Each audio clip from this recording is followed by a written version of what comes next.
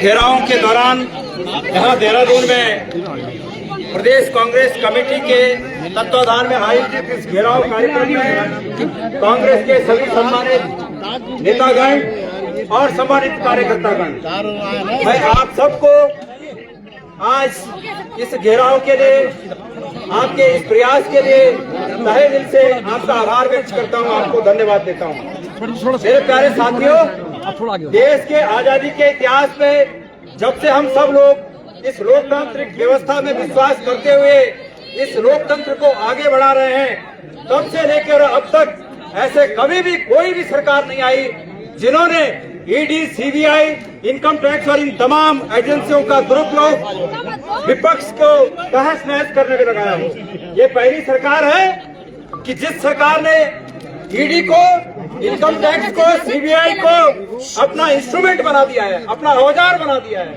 और इस औजार और इस हथियार का उपयोग ये विपक्ष को तहस नहस करने में लगाते हैं।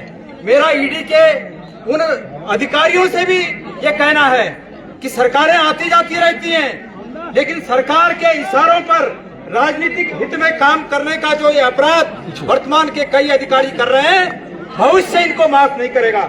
आने वाला भविष्य बदलते रहता है। ये कुछ नहीं है कि हमेशा एक ही सरकार रहती है। सरकार आते रहती है, जाते रहती है, लेकिन जो लोग अपने पद का दुरुपयोग करके सरकार के इशारों पर काम करते हैं, उनको भी ये चेतने का समय है कि एक दिन ऐसा आएगा, विश्व का इतिहास उठा के देख लें, तमाम देशों का इतिहास उठा के देख लें कि जब लोगों को सच्चाई पता चली तो लोगों ने हिटलर जैसे व्यक्ति को नहीं माना, और तो बात छोड़िए।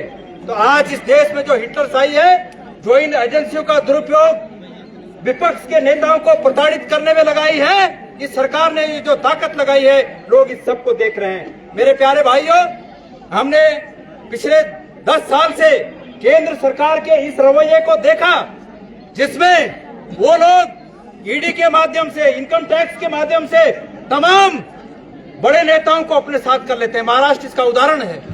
अशोक चव्हाण मुख्यमंत्री पद तक रहे, वो एक पवार, कौन से पवार, अजीत पवार, इतने बड़े नेता रहे, लेकिन उनको एक रात में अगले दिन प्रधानमंत्री भाषण में कहते हैं कि 72,000 करोड़ के आरोपी, और दूसरे दिन वो उनकी पार्टी ज्वाइन कर लेते हैं, उनकी पार्टी को समर्थन कर देते हैं। और अब तो एक नया तरीका भी इन्होंने ढूंढ लिया है कि भाई जो बीजेपी में आ सकता है आ जाए, लेकिन अगर फिर भी कोई दिक्कत है तो कांग्रेस में रहकर बीजेपी का काम करें। कार्यकर्ताओं को ये भी बातें देखनी होंगी, ये भी बातें देखनी होंगी कार्यकर्ताओं को, और कांग्रेस के हाईकमान को भी देखनी होगी इस तरह का काम कौन करते हैं। मेरे प्यारे साथियों, आज कांग्रेस का संगठन हम सब के खून और पसीने से बना हुआ संगठन है, और एक खून और पसीने के संगठन को अगर कोई अपने हित में अगर तहस नहस करना चाहता हो तो ये कांग्रेस का कार्यकर्ता कदापि नहीं होने देगा। कांग्रेस के कार्यकर्ता ने हमेशा इस देश के लिए, इस देश की भलाई के लिए, इस देश में लोकतंत्र की स्थापना के लिए हमेशा कांग्रेस के कार्यकर्ता ने कुर्बानी दी है। और मैं आप सब लोगों का आह्वान करना चाहता हूं कि केंद्र की सरकार ये जोर जुल्म की टक्कर में संघर्ष हमारा नारा है। इस जोर जुल्म की टक्कर में संघर्ष हमारा नारा है। इस जोर जुल्म की टक्कर में संघर्ष हमारा नारा है। कांग्रेस के साथियों की आवाज ये केंद्र की सरकार किसी भी हालत में नहीं दबा सकती।